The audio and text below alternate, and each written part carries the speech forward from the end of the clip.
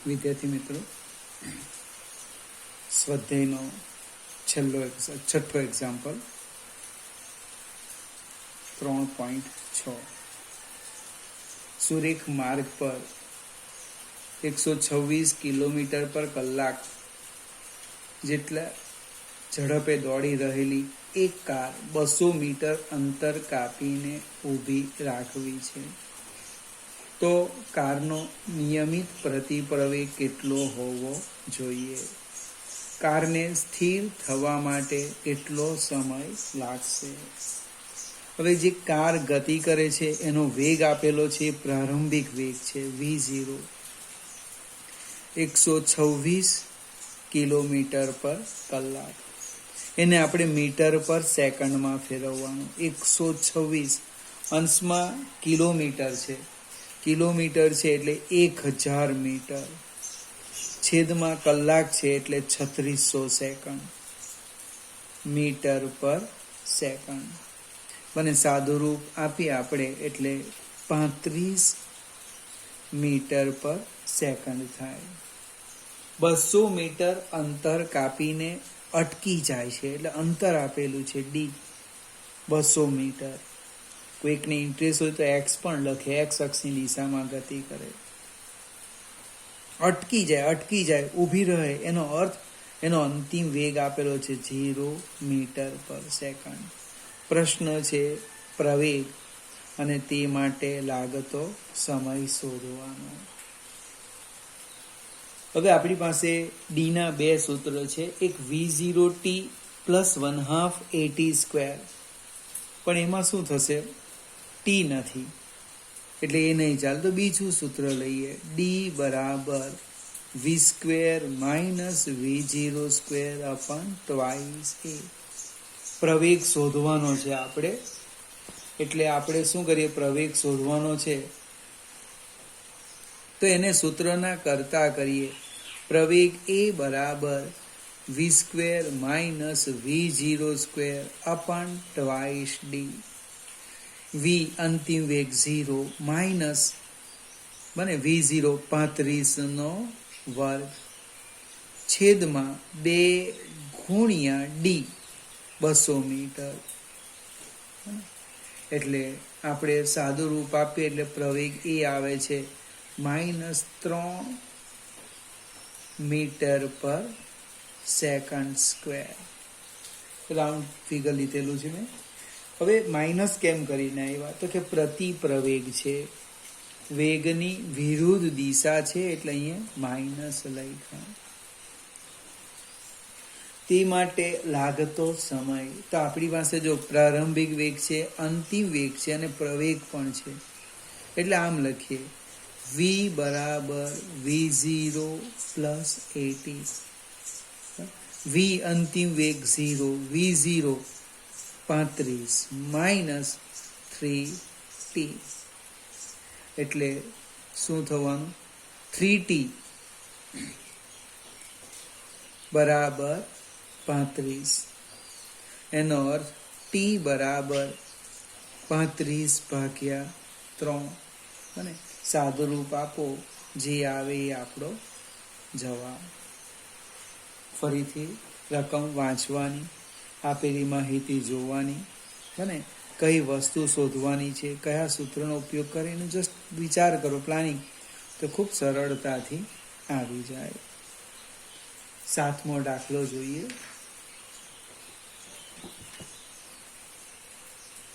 7મો દાખલો સમજવાનો છે. 3.7.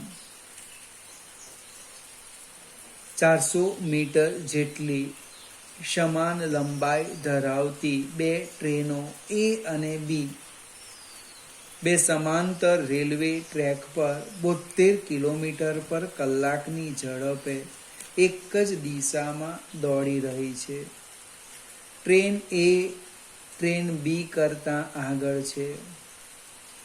બી ટ્રેનનો ડ્રાઈવર ટ્રેન A ને ઓવરટેક કરવાનું વિચારે છે અને પોતાની ટ્રેનને 1 મીટર પર સેકન્ડ સ્ક્વેર જેટલી પ્રવેગિત ગતિ કરે છે. જો 50 સેકન્ડ બાદ ટ્રેન બીનો ગાર્ડ ટ્રેન એના ડ્રાઈવરને આગળ થઈ જાય છે, તો બંને ટ્રેન વચ્ચેનું પ્રારંભિક અંતર કેટલું હશે? હવે આકૃતિની મદદથી સમજીએ. આમ આપણને કદાચ નહીં ખ્યાલ આવે. આ આપણે એક ટ્રેક લઈએ, આ ટ્રેક, અને બીજો એક આ ટ્રેક લઈએ. ટ્રેન છે, બંને ટ્રેનની લંબાઈ એક સરખી છે. આ ટ્રેન એ લીધી, અહીંયા હું ટ્રેન બી લઈ લેમ. આ ટ્રેન એનો પાછળનો ભાગ અને ટ્રેન બીનો આગળના ભાગ વચ્ચેનું અંતર હું ધારી લેમ x મીટર. બંને ટ્રેનની લંબાઈ સરખી છે, અહીંયા લખી દઈએ. બને સરખી છે લંબાઈ. LA બરાબર LB બરાબર 400 મીટર. બંનેનો પ્રારંભિક વેગ પણ સરખો છે. બને VA બરાબર VB બરાબર 72 કિલોમીટર પર કલાક. મને 72 કિલોમીટર પર કલાક એટલે એને મીટર પર સેકન્ડમાં ફેરવીએ. 72 ગુણ્યા 1000 છેદમાં 3600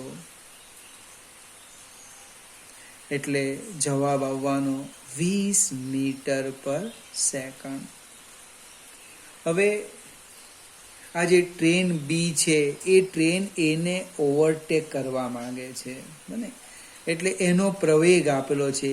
ટ્રેન બીનો પ્રવેગ AB 1 મીટર પર સેકન્ડ સ્ક્વેર. એ માટે લાગતો સમય આપ્યો છે 50 સેકન્ડ. હવે ઓવરટેક ક્યારે કરી કહેવાય તે સમજાવું. આ જે ટ્રેન બી છે એ ટ્રેન બી એક્ઝેક્ટ આની આગળ આવી જાય તો ટ્રેન એને ઓવરટેક કરી કહેવાય. તો ટ્રેન બીએ કેટલું અંતર કાપવું પડે? ધારો કે ટ્રેન બી એક્ઝેક્ટ અહીંયા આવી તો ઓવરટેક નહીં કહેવાય, એક્ઝેક્ટ એની બાજુમાં આવે તો પણ ઓવરટેક નહીં કહેવાય, અહીંયા આવે ત્યારે જ ઓવરટેક કહેવાય. એટલે એણે એક્સ અંતર તો કાપવાનું જ છે, બરાબર? એક્સ કાપ્યું, પછી એક્ઝેક્ટ એની સામે આવી ગઈ એટલે બીજું 400 મીટર અંતર કાપ્યું, પછી બીજું 400 મીટર અંતર કાપે એટલે અહીંયા આવે. એટલે એણે ઓવરટેક કરવા માટે જે અંતર કાપવું પડે એ કેટલું અંતર કાપવું પડે? મને એક્સ પ્લસ ટ્વાઇસ એલ. ટ્રેનની લંબાઈ એલ છે ને, ટ્વાઇસ એલ જેટલું. હવે ટ્રેન એની સાપેક્ષે ટ્રેન બીનો વેગ, મને ટ્રેન એની સાપેક્ષે ટ્રેન બીનો વેગ. કોની સાપેક્ષે? એની સાપેક્ષે. કોનો વેગ? બીનો વેગ. એટલે બી વિચારે છે, બી પોતે ગતિ કરે છે, એને ખબર નથી કે ટ્રેન એ ગતિ કરે કે નહીં કરે. એટલે આમ લખાય પ્રારંભિક વેગ VB માઇનસ VBA 0. આ એનો પ્રારંભિક વેગ છે. મને 72 કિલોમીટર પર કલાક એ એનો પ્રારંભિક વેગ છે. એટલે કેટલો આવવાનો? 20 માઇનસ 20 બરાબર 0 મીટર પર સેકન્ડ. હવે એક્સ પ્લસ ટ્વાઇસ એલ અંતર કાપવા લાગતો સમય T સેકન્ડ, જે તમને આપ્યો છે 50 સેકન્ડ. તો આપણે સૂત્ર લઈ લઈએ, આ રીતના વિચારીએ.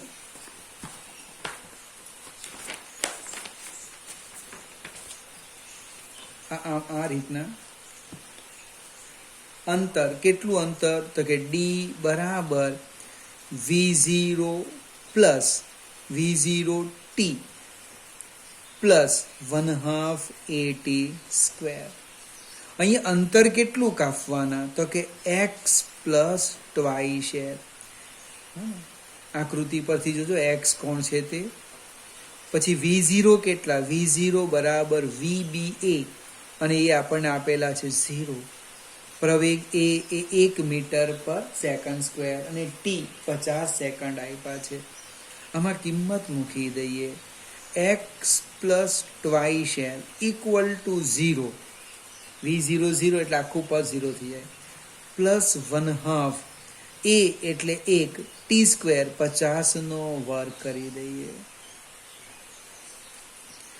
એક્સ વત્તા ટ્વાઇસ 2 ગુણ્યા 400 એટલે 800 મીટર બરાબર 1/2 ગુણ્યા 2500 એટલે કેટલા થવાના જોઈએ આપણે?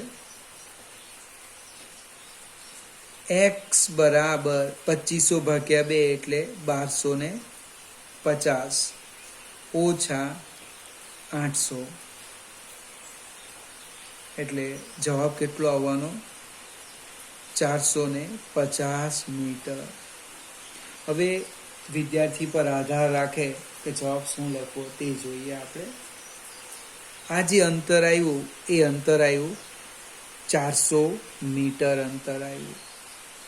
હવે બે ટ્રેન વચ્ચેનું અંતર, તો નિયમ તો એવો કે એનું દ્રવ્યમાન કેન્દ્ર લેવાનું, મધ્ય બિંદુ. તો આ 400 મીટર અંતર, તો આ 200 થશે ને આ 200 થશે. કેમ? તો આ 450 છે એક્સ. ટ્રેનની લંબાઈ 400 છે એટલે વચ્ચેનું બિંદુ લઈએ 200 વત્તા 200 એટલે 850 મીટર અંતર થાય. પણ આપણી બુકની અંદર જે જવાબ છે એ જવાબ કેવી રીતે લખેલો છે બને? તો કે પ્રારંભમાં એ અને બી ટ્રેન વચ્ચેનું અંતર બરાબર લખ્યું x plus twice L. Train એનો ડ્રાઈવરથી ટ્રેન બીના ગાર્ડ સુધીનું અંતર એટલે કે 450 વત્તા 800 એટલે કેટલો આવે? 1250 મીટર. તમે આપણી રીતના વિચારીએ, બંને ટ્રેનના દ્રવ્યમાન કેન્દ્રનું અંતર લઈએ તો ટ્રેનની લંબાઈ 400 મીટર છે એટલે એક્ઝેક્ટ વચ્ચે આવે. 200 મીટર દ્રવ્યમાન કેન્દ્ર એટલે 200 વત્તા 450 વત્તા 200 એટલે આપણો જવાબ આવશે 850. ચલો સમજવા પ્રયત્ન કરે, પછી એની ફરીથી ચર્ચા કરીશું. બીજો એક એક્ઝામ્પલ છે સાપેક્ષ વેગનો.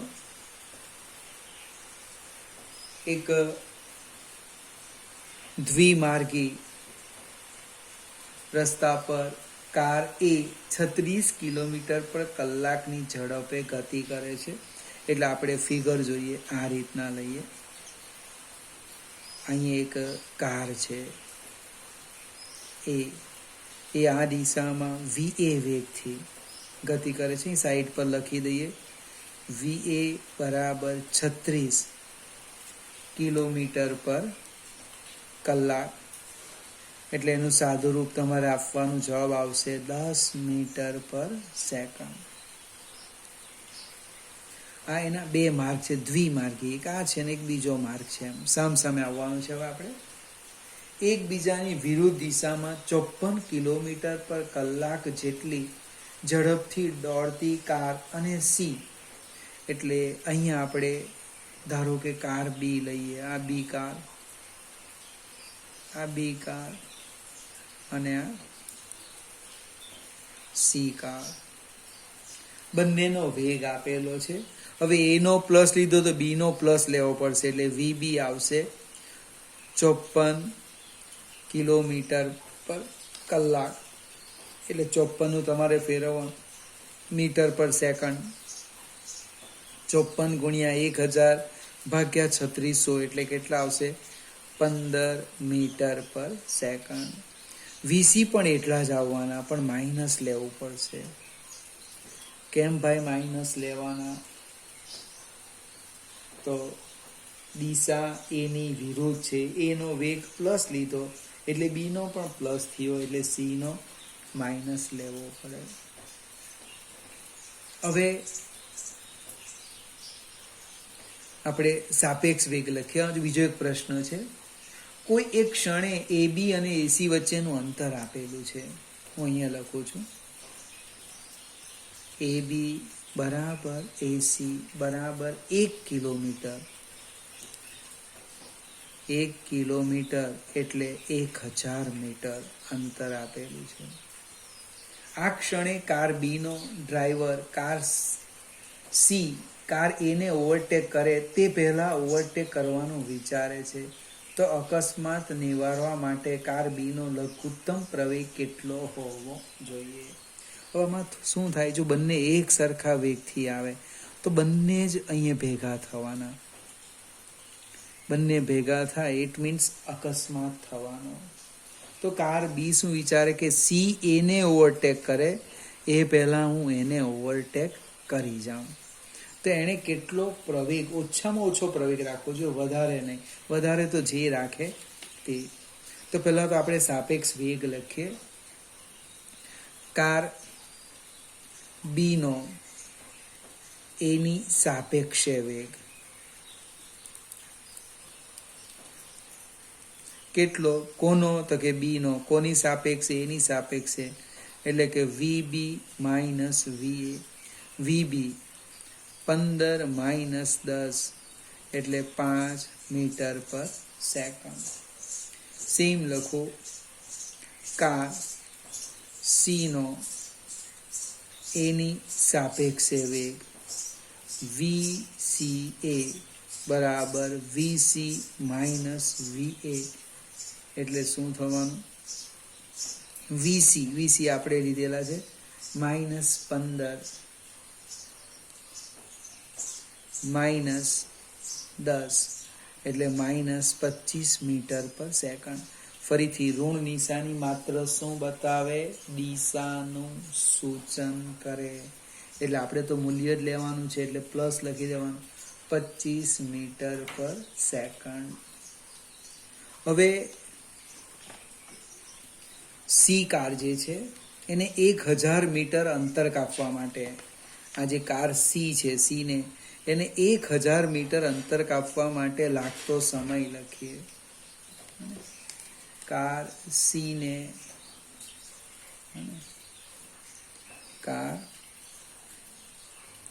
સીને 1 કિલોમીટર અથવા 1000 મીટર અંતર કાપવા લાગતો સમય. ફરીથી આખી સાપેક્ષ ચર્ચા છે. કેટલો સમય લાગે? તો કે ડી બરાબર VCA ઇન્ટુ ટી. મેં VC વેગ નથી લેતો, તે ખાસ જોજો. સાપેક્ષ વેગ લેવાનો છે, સાપેક્ષ વેગ. એટલે ડી છે 1000 બરાબર મૂલ્ય 25 ગુણ્યા ટી. એટલે ટી બરાબર કેટલા થવાના? 1000 ભાગ્યા 25 એટલે 40 સેકન્ડ લાગશે. ફરીથી કાર સીને 1 કિલોમીટર અંતર કાપવા લાગતો સમય. કાર એ કંઈ ઊભી નથી, સાપેક્ષ ગતિ કરે છે. એટલે એ સાપેક્ષ વેગ લીધેલો છે VCA.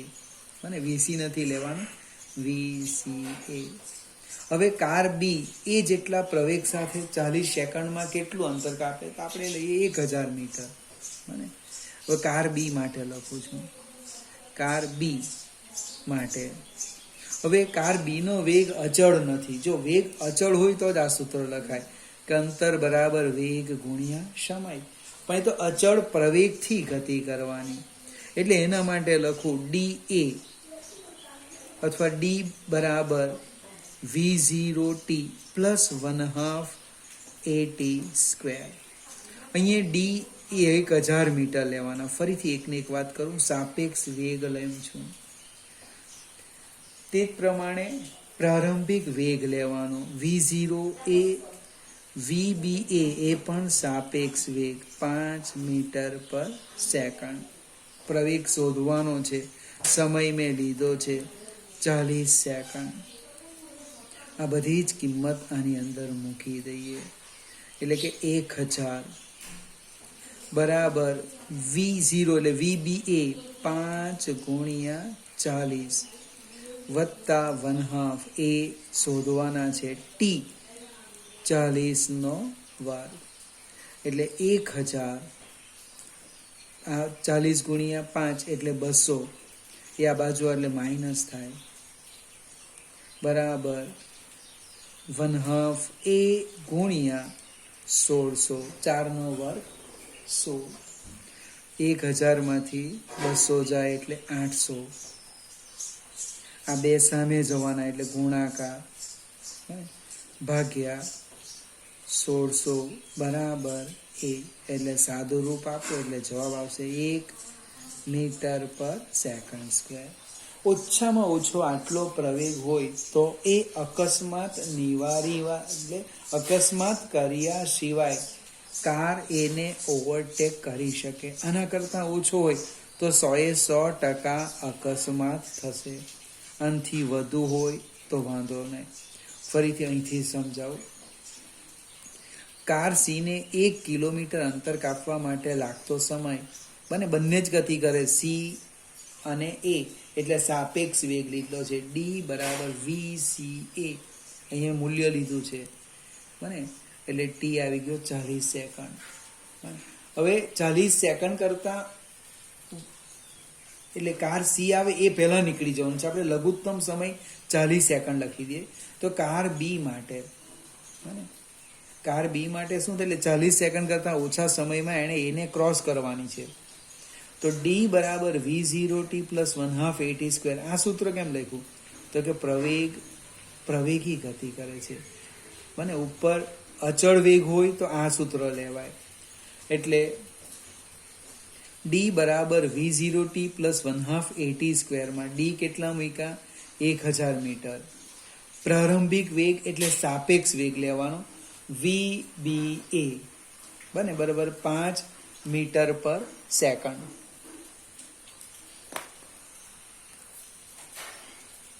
હવે આ બધી જ કિંમત આપણે આ સમીકરણમાં મૂકી દઈએ. સાદુરૂપ આપીએ તો પ્રવેગ આવ્યો 1 મીટર પર સેકન્ડ સ્ક્વેર. એટલે સહેજ આના કરતાં વધારે પ્રવેગ રાખે તો અકસ્માત નિવારી શકાય.